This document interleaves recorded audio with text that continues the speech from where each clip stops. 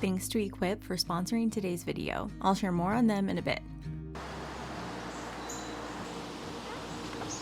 Hey, it's Elizabeth. Today, join me in the kitchen while I'm cooking some delicious, seasonally inspired, comforting, and nourishing meals for my family of 6. Tomorrow, I'm gonna be making some Brunswick stew. So tonight I've got a big old sauce pot here, and I'm gonna make a little bit of Carolina style vinegar barbecue sauce. It's what I'm gonna put in our Brunswick stew. I grew up with a much sweeter sauce, but for Brunswick stew, you really want something a lot more vinegar based. This is apple cider in the raw, but I could use regular because we're gonna be cooking it down anyway. 2 cups of apple cider vinegar. Nice rich apple flavor. This is perfect for fall. And so much healthier than really rich, sweet sauces.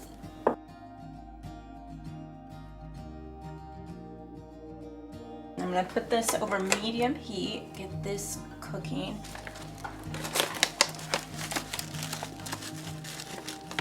I'm gonna do 2 tablespoons of brown sugar or coconut sugar.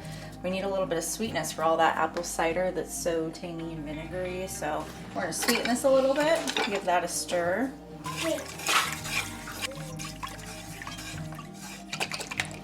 I'm using an unsweetened ketchup, so I can add my own sugar to this, but you can use a regular ketchup, and I'm just gonna do about a tablespoon. And we're gonna skip cayenne pepper, red pepper flakes. That's gonna be too spicy for the kids. So we're gonna do about a teaspoon of salt. You can always add more later. But I am gonna do some black pepper. I'm gonna do about 1 teaspoon of black pepper. That's enough to give it a kick, but not make it too spicy for the kids. I'm gonna stir this up with a wooden spoon until that's nice and combined.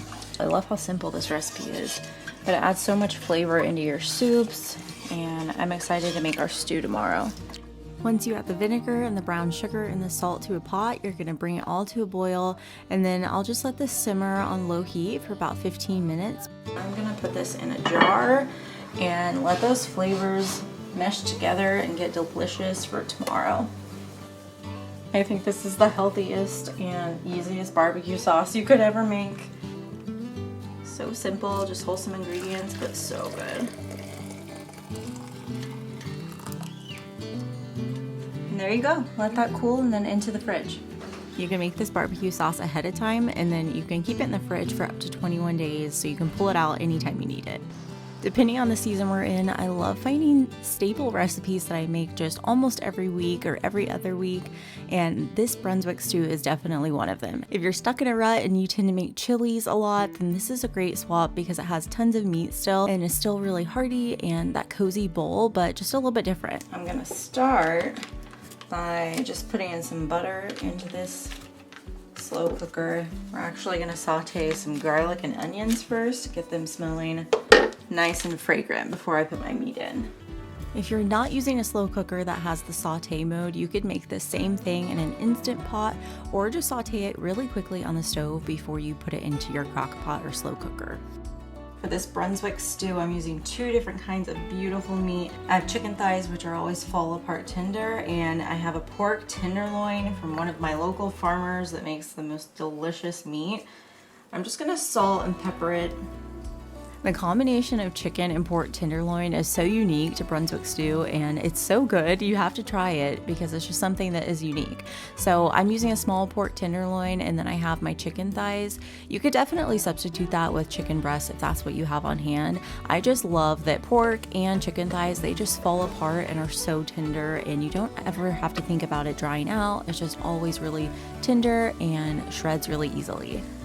You could even do this recipe with just all chicken thighs if that's what you have too. It's still so good because it's about the meat combined with that delicious vinegar barbecue sauce. And then you could also just use a regular barbecue sauce but add apple cider vinegar to it. So there's a lot of little tweaks you can make to just use what you have on hand, and it's gonna turn out so delicious. The combo is just amazing. So I'm just gonna put my meat in with the onions and garlic that have kind of caramelized and gotten a little bit brown and soft and tender in that butter. I just give it a quick sear on either side, but you can skip this step. It's totally optional. And then I'm adding in a can of crushed tomatoes and tomato sauce. So you could do one or the other, but I love the combo, especially a fire roasted crushed tomatoes. I just love the extra specks of color and the flavor because they're fire roasted. I love adding in a few dashes of Worcestershire sauce. That just gives it a little more depth and richness to that tomato. And then I'm also gonna add in a bunch of my vinegar barbecue sauce, and you could use 1 cup of it and kind of check it and see how tangy it is after it cooks, and then just add more. But I ended up adding that full batch of barbecue sauce because I love the tangy vinegar base to it, and I just cut back a little bit on the chicken broth that I'm gonna add.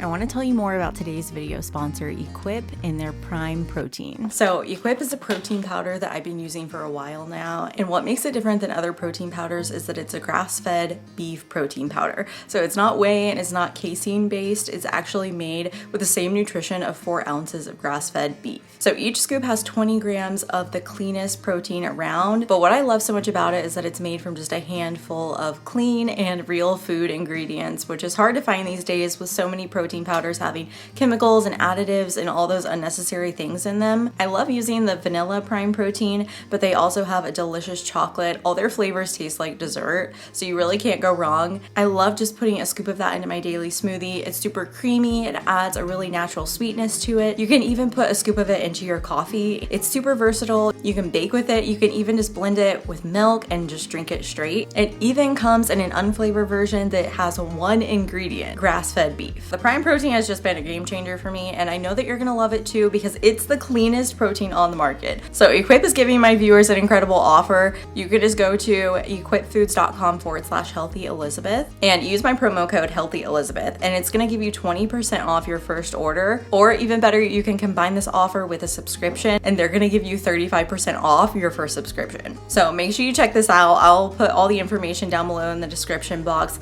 That's just equipfoods.com/healthyelizabeth. Promo code healthyelizabeth. Thanks so much to Equip Foods for sponsoring today's video.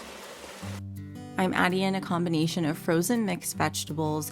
I'm using carrots, peas, and corn, and then frozen lima beans. And during this time of year when I don't have any produce for the most part coming in from the garden, I find it so affordable and easy to use mixed vegetables. So I'm really utilizing those lately, and this is a great recipe for that because you can just pack it full of so many nourishing veggies, and it's super affordable and easy to do. This next garden season, that's something I'm really finding important, is taking the things we grow and preserving them in different ways. And one of my favorite ways to preserve foods is simply just by freezing it. It's so easy to do, and it's really convenient when you go to cook because all you have to do usually is just throw those things in. So that's what I'm doing here with my chicken stock. I made this earlier in the week and I just keep it in the freezer. This is especially handy if you start coming down with something, it's already ready to go. The light is looking very much like fall today. I've been keeping my frozen vegetables in Ziploc baggies, so every time I get them from the grocery store now, I've been putting them in Ziploc baggies so they don't spill all over my freezer. I don't know why it took me so long to come up with this idea, but now my freezer is going to be a whole lot cleaner. So I just have really simple frozen lima beans and mixed vegetables. You could also be super traditional and just use frozen lima beans and frozen corn, and that'll kind of give you that very quintessential Brunswick stew. But I thought this meal needs a little bit more vegetables, so I'm gonna use the frozen mixed veggies, and it's gonna be delicious in there, along with that homemade vinegar-based barbecue sauce. Very North Carolina. We get it all the time, every fall at different restaurants and around our town, but I've definitely wanted to try making it my own, and I think it's gonna be delicious. It smells amazing. I'm just now drinking my morning coffee. I wanted to make sure that I got that in the slow cooker nice and early on this beautiful morning. That way it would be ready for dinner tonight because I'm so excited to try it. But it would also be really good tomorrow for leftovers. So either way, I want to make sure that all that pork tenderloin and chicken thighs just fall apart. So however long it needs to cook, I'll just leave it in there. And I'm also going to do some other fun things I wanted to do in the kitchen today, which is making a little fall inspired bread. And then I'm also going to put together some really easy snack bars because we always need snacks and little bars to have in the purse when we're we're going places. And so I thought I would make my own kind of fall version, make it a lot healthier and actually have some nutrients in there. So join me in the kitchen today while I'm just cooking some of my favorite things to make this time of year. I love cooking with things that are seasonally inspired, or like this Brunswick stew. It is everywhere in the fall where I live. So it's so fun to make it at home too and try your own version of it, homemade and good quality ingredients, of course. And we're always reaching for pumpkin inspired foods this time of year, but today I'm gonna switch it up because there have been some beautiful apples at the farmer's market. Every time we go, we've been picking up like 1 bushel and they're so amazing. So I have some red ones and some green ones. I think they're Honeycrisp and Granny Smith. So 2 of my absolute favorite apples. So we have to do something with those. And I'm gonna try something a little bit different that I haven't done before. And I think we're gonna love it. I think the kids are gonna love it too.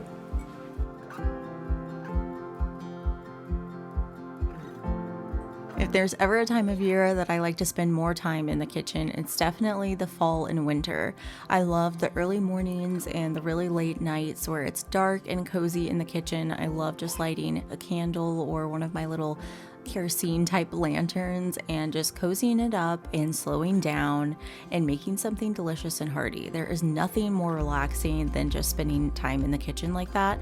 So I love making little treats like this, even if I don't need to. It's so nice to just have extra things on hand that are so wholesome. And I love how this packs in so many nutrients from the almonds and tons of healthy fats.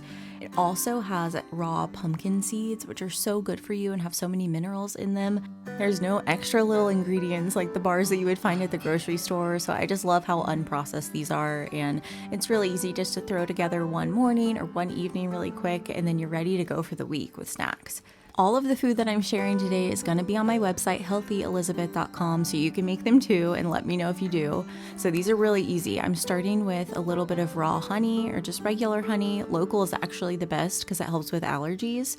And to that, I'm adding some pure vanilla extract and about a tablespoon, just a little bit of runny almond butter. So this is just almond butter that is plain. Maybe it has a little bit of salt, but other than that, almond should be the only ingredient. And then because we're using all those nuts, I'm going to sprinkle in a little pinch of my Celtic sea salt, and then I'm going to flavor it with a little bit of pumpkin pie spice. I made this homemade in one of my previous videos, and it's so delicious with these bars because it gives you kind of the flavor of fall, but in a really clean way. And so I love the flavor in this. It's just a little bit cinnamon, but a little bit more to it. And then I sprinkled in some almond flour, and that's just kind of going to help everything bind together and hold together. And it's just a really healthy way to do it versus flour, and it's also gluten-free. Then I sprinkle in a bunch of pumpkin seeds or pepitas and then dried cranberries. And I love cranberries this time of year, even if they're dried. It's just so seasonal, and it makes me feel like I'm eating something really seasonally inspired, but it's still super healthy for me. So I'm just going to mix that all together and put that in a parchment lined dish, and these are going to go in the oven at a low temp, and I press it down with a measuring cup really firmly so that they stick and really hold together as bars. That's kind of key here. Then you'll just bake them off for a little while, and we'll cool them in the fridge before we slice them up to store them.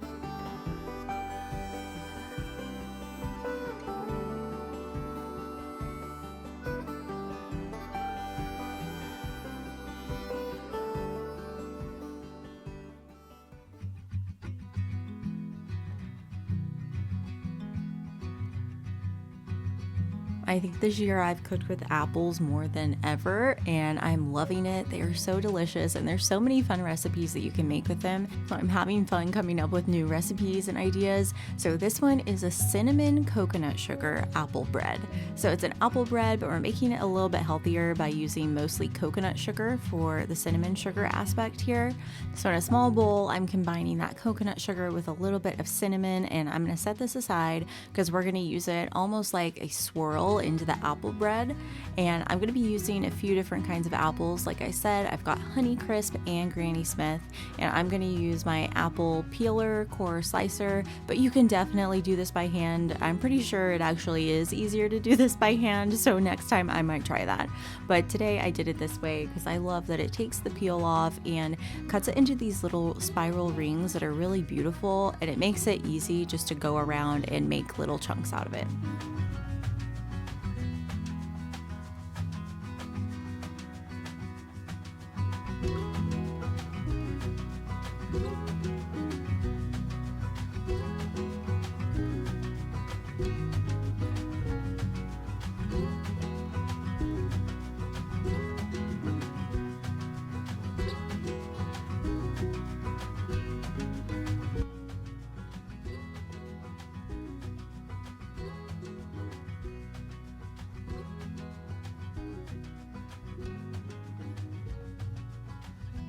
So once I prep all my apples, I try to work kind of quickly, or else I can toss it in a little bit of lemon juice to kind of just keep those apples fresh and from browning.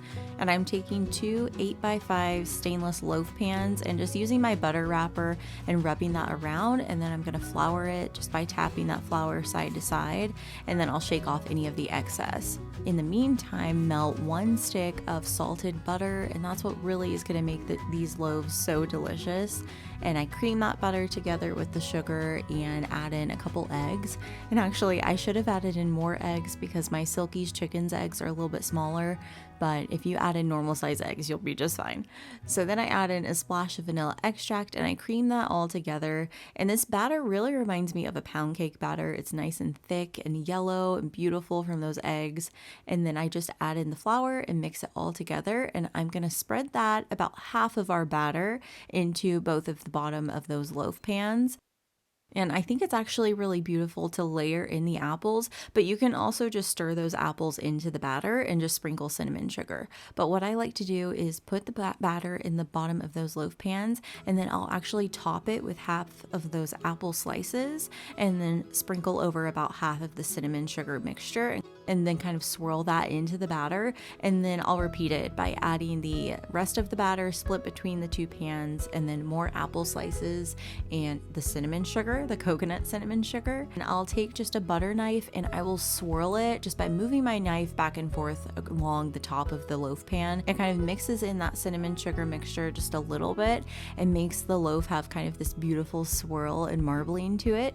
So you can do it either way, just mix it all in or do it this way, and it's so beautiful. And it also tastes really, really delicious. I love how fresh it is. It's actually not overly sweet because coconut sugar is a less sweet type of sugar and unrefined, but it just makes a beautiful loaf. It's perfect to keep on hand all fall.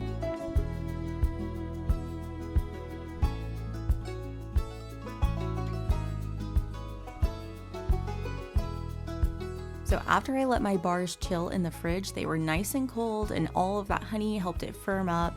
And then I like to take a serrated knife. Anytime I'm chopping nuts or cutting into bars, it's just so easy to use a nice bread knife or a serrated knife and be able to cut through those nuts really easily. So I cut this into several different bars. You can cut them into rectangles or squares, and then I'll just wrap them in plastic wrap individually so they're easy to throw in my purse, or you can just leave them in the dish and eat out of it for the next few days. You can put them in the fridge, or you can just leave them out on the counter, and they're just the perfect little wholesome fall treat. Even my kids enjoyed these. They're really flavorful. But then I got a wild hair, and I thought it would be fun to take some of the Lily's white chocolate chips that I had in my fridge, and I just melted a few of those and drizzled it right over the top.